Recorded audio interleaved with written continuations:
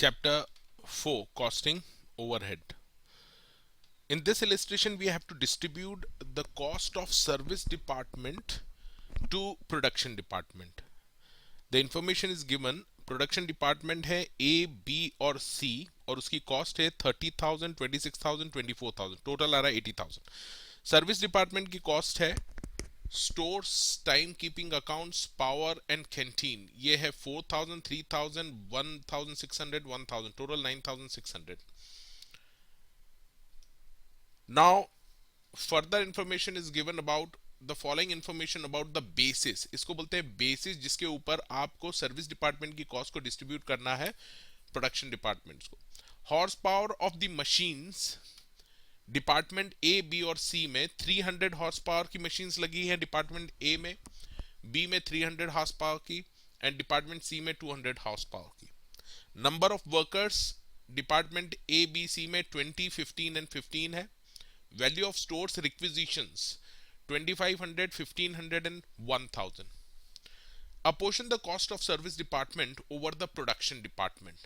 अब आपको जो डिस्ट्रीब्यूशन करना है वो सर्विस डिपार्टमेंट की जो कॉस्ट है उसको डिस्ट्रीब्यूट करना है हमको production department. It's a secondary distribution. Let's see how to solve this question. Solution. First of all आपको टोटल लेना है बेसिस का. What we have just seen, the basis, horse power of the machine. Department A, B और C में जो है 300, 300, 200, total ले लीजिए आप 800 हॉर्स पावर की मशीन लगी है total production department. Similarly number of workers का आप टोटल ले लीजिए ए, बी, सी का 50 and value of stores requisition in A, B, C production department आ रहा है 5,000 रुपीज की. Now we have to allocate the cost of service department. First you have to prepare this table. Total, this is important, you just have to write first total and then department A, B और C. सबसे पहले देखिए cost as per the primary distribution summary, ये already given है question में. 80,000 total है. Department A का है 30,000, B 26,000 and C 24,000. This is already given. Now stores की कॉस्ट को हमको अलोकेट करना है. Once again I will take you the question. Stores की जो कॉस्ट थी वो टोटल कॉस्ट थी 4,000 rupees.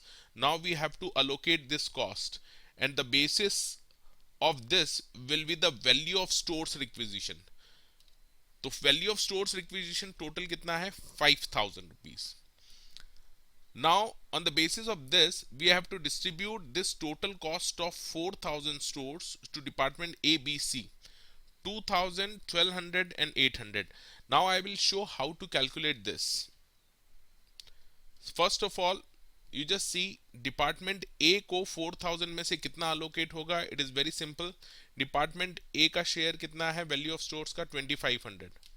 So 4,000 into 2,500 divided by total कितना है 5,000.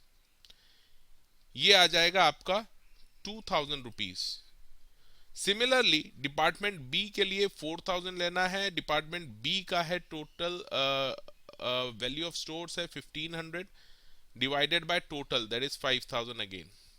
This will give you 1,200 and similarly for department C 1,000.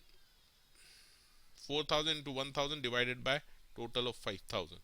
This will give you 800. This is how we have to distribute this cost of service department to production department A, B and C.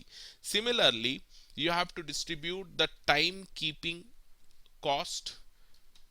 Remember, basis of allocation is important. Timekeeping की जो cost है वो number of workers के ऊपर depend रहेगी.